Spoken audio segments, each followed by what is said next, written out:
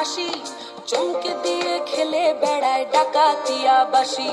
পীড়িত আমার ভ্রমর পরাণ সেই মধুরি খোঁজে কোন জ্বালাতে মরছি আমি সেই ডাকাতি বোঝে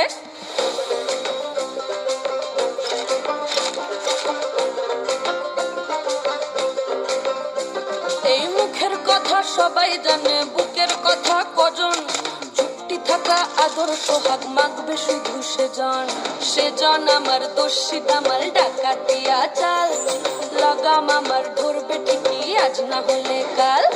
হাটে গেলাম